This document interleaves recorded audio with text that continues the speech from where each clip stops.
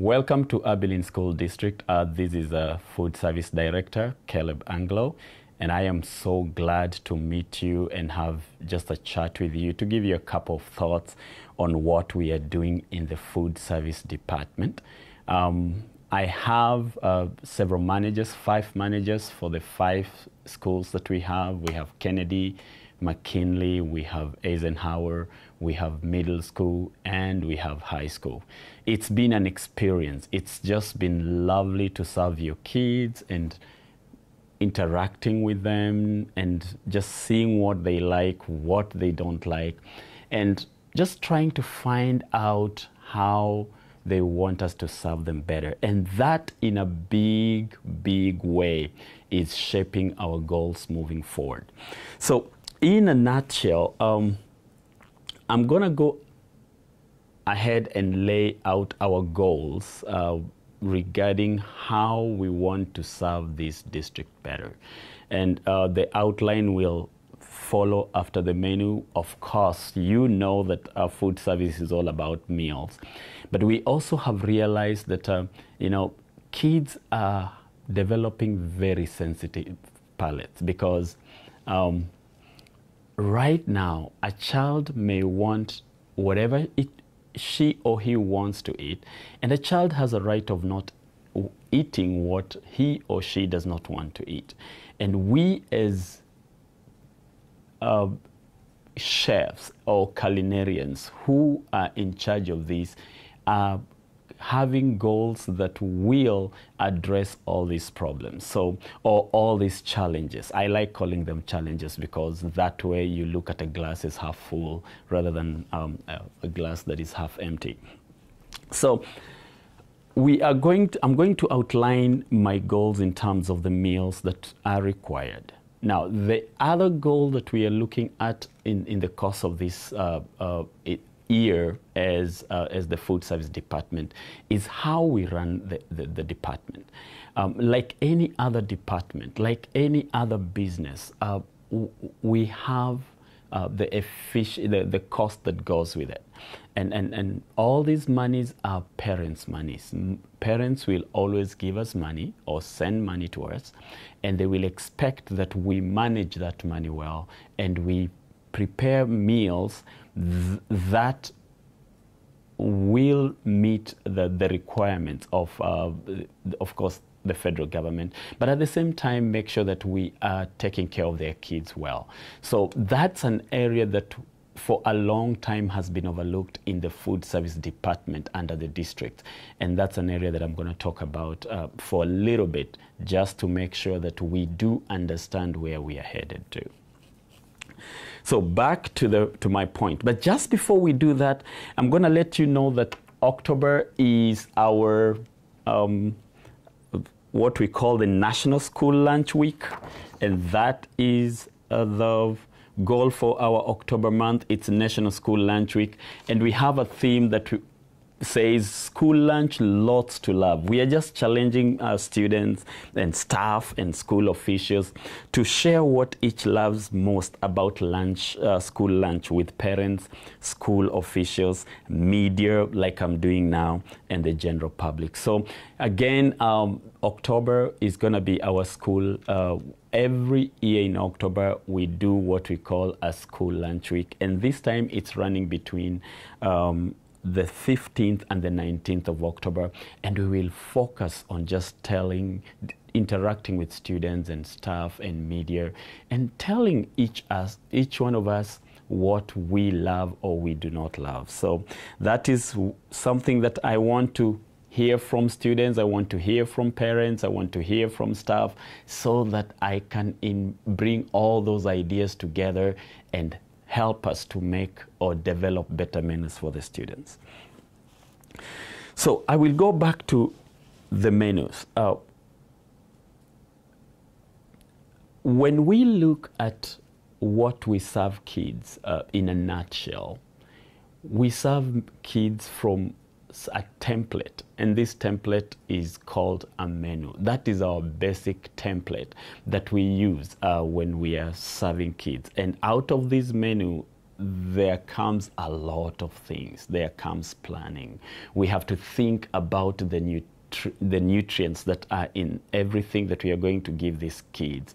We have to think about the financial cost that comes into it. We have to think about the labor hours that we will use to make sure that all these meals are served. We have to think about purchasing and all that, just because of this simple template, the menu. But looking at how the menus have been developed before, the menus have been developed from an approach that we call the top-down approach. The food service director sits up somewhere in his office and he comes up with a menu thinking that the kids will like this menu. Over the years, we have discovered that this approach does not work well. Why doesn't it work well? Because we tend to assume that the kids will like what we think the kids will like. And that is totally wrong.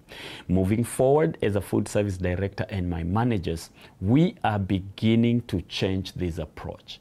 We are now beginning to move towards the approach of the bottom-up approach, where the kids begin telling us what they like, and once they have told us that, then we incorporate those ideas, develop the menus, and then prepare those meals knowing that this is what the child like. And you know what? The child will tend to own that meal. The child will be proud of the meal that he's eating, because he knows that his ideas were involved. He knows that he told us what he likes, and we took it seriously. We accepted it, and we developed a menu towards that line. But we also know that that cannot just happen overnight. So how are we breaking it into? We are deciding to break it down into parts. The first approach is we are going to defragment, to fragment the approach of menu development. And so the first part of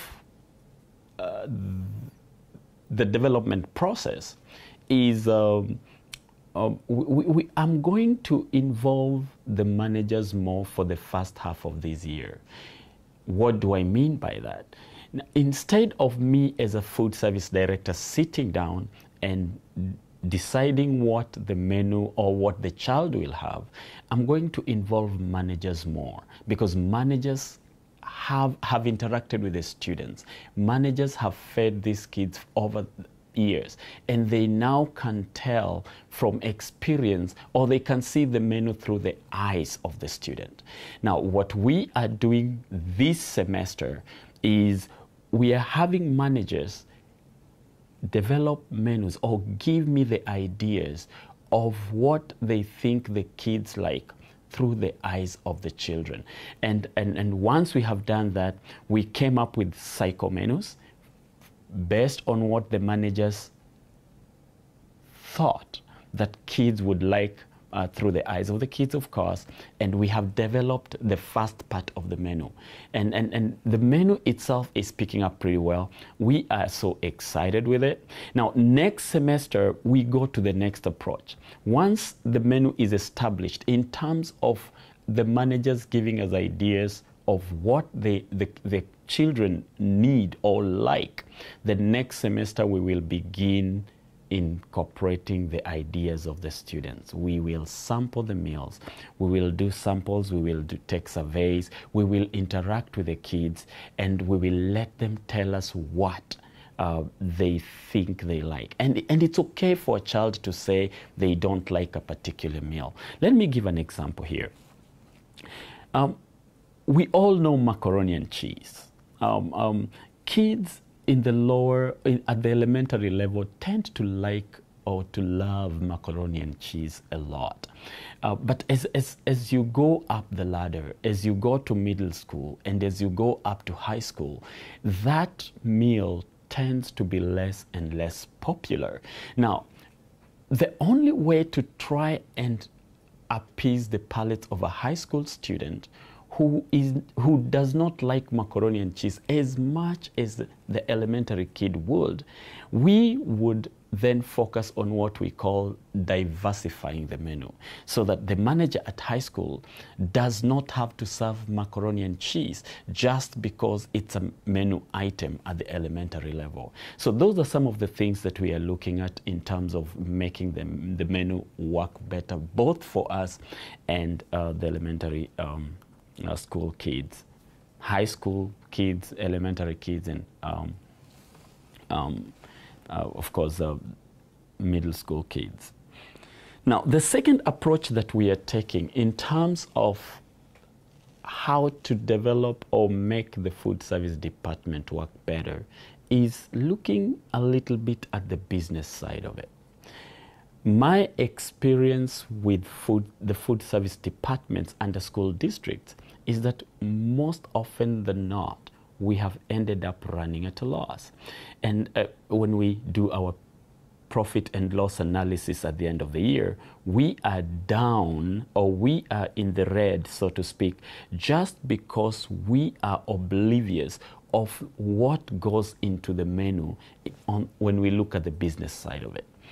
My experience as a food service director, as a former assistant director with Aramak, in charge of, and I was in charge of the accounting department, and my experience with the other school districts, I have enough experience to know how we can steer this department so that we do not run at a loss. We want to make sure that we are serving the kids, but at the same time, we are breaking even, because we cannot borrow. You can only borrow so much. But the only way we can make sure that the food service department is running, it is sound, is when our business side of it works well. So what are the three objectives that I have in this area? One, we are going to look at how to improve efficiency. I would give an example here. If we bought items, for instance, are those items the right quality? Are we getting those items at the right cost? Are we making sure that the vendor is giving us those items that we have asked them to bring at the cost that we expect them to bring, to give us? And are we making sure, for instance, are we making sure that this, what am I thinking about? Are we making sure that the quality of the product is the right one? So those are some of the things that we're going to be looking at, and making sure that every item or efficiency is upheld to make sure that we don't run at losses.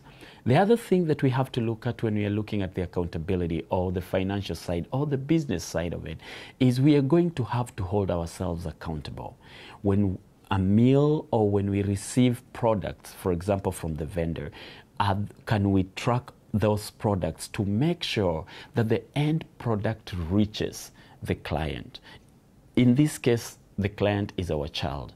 Are we making sure that the product that was bought for our client actually reaches our client?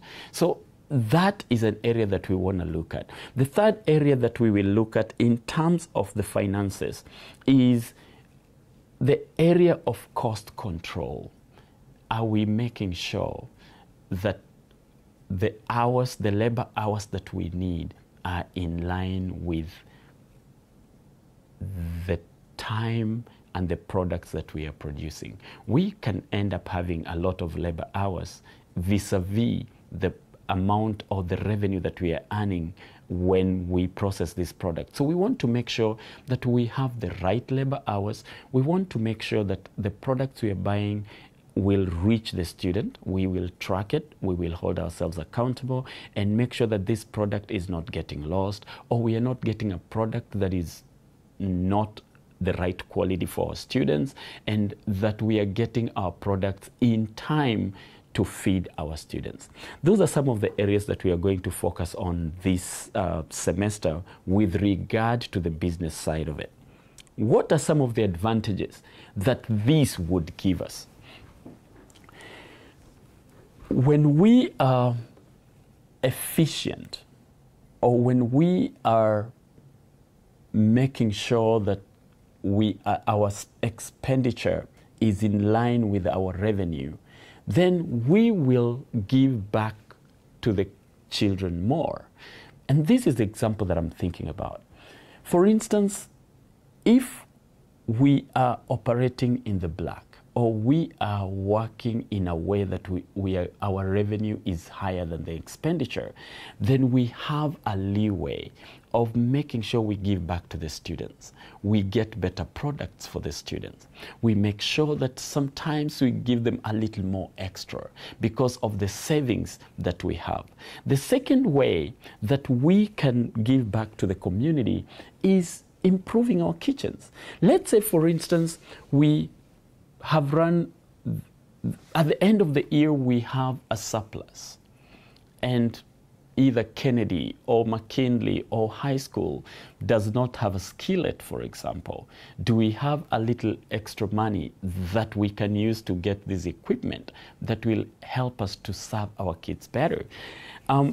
If we do, then our kitchens will we'll be giving back to our kitchens because of efficiency, because of running this business in an efficient way. The other way that we will give back is through our employees. When we give our employees better remuneration, then our employees are motivated to work with the students, and our employees are able to give back to the community.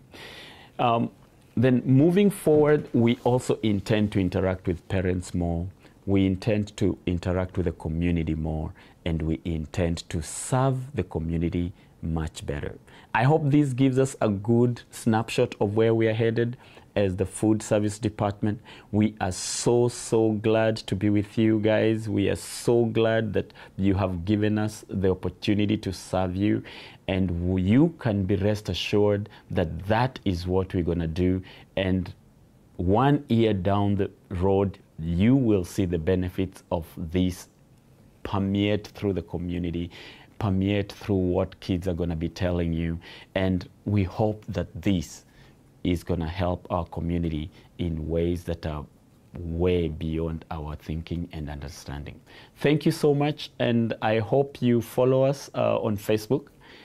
And please, if you have any question or any comments, please, you are free to write an email. You can call me. My number is 785-263-2630. Again, 785-263-2630. You're free to call me and let us chat together as we help our kids in this cause. Thank you so much.